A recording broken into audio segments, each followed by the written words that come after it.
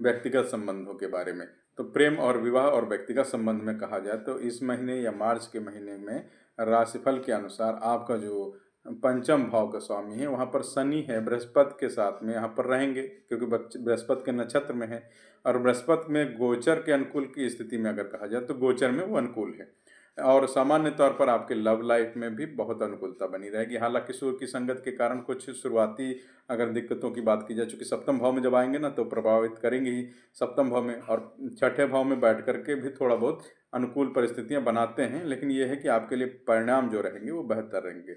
और अगर यहाँ पर प्रेम संबंधित विवाह की बात कर ली जाए तो प्रेम विवाह होने का बहुत अच्छा संकेत भी मिल रहा है। और यहीं पर अगर नीच बुध की बात कर ली जाए, चूँकि यहाँ पर एक और तो जहाँ शुक्र है वो उच्च का है, लेकिन बुध जो है वो नीच का है, तो इन दोनों का लव रिलेशन के बीच में थोड़ा सा इम्पैक्ट ज़रूर पड़ता है। यहाँ पर गलतफहमियाँ हो सकती हैं घर परिवार के बारे में कहा जाए तो, आपसी प्रेम विवाह के संबंध को लेकर के, चीज़ों को लेकर के, एक दूसरे के साथ में अनबन भी हो सकती है पारिवारिक विवाद को लेकर के। इसलिए आपको इस विवाद से भी बचना है। कुल मिलाकर के आपको बुध का उपाय करना ही चाहिए।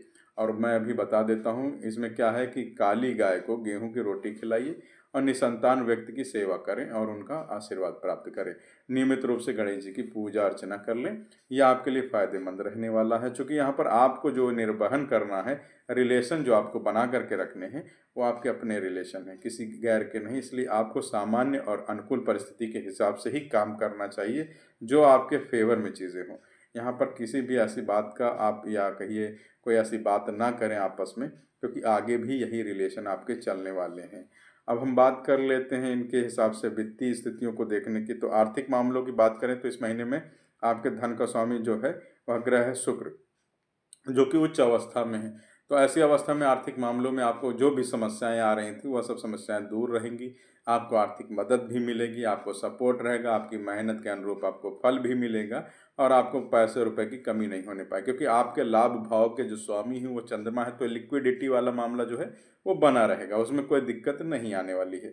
और लाभ भाव में इस प्रकार से आपको लंबे समय तक कोई प्रतिकूल प्रभाव भी नहीं दिखता है, इसलिए आपका लाभ तो बना रहेगा। तो स्वास्थ्य को आप विशेष अगर ध्यान देते हैं तो यहाँ पर आप सारे कार्य कर सकते हैं। चूँकि आर्थिक स्थितियों और वित्तीय स्थितियों की बात करें तो यहाँ पर सब कुछ है, और बचाया हुआ धन भी आपका सुरक्षित रहेगा, अच्छी संभावनाएं इसकी भी दिखती हैं।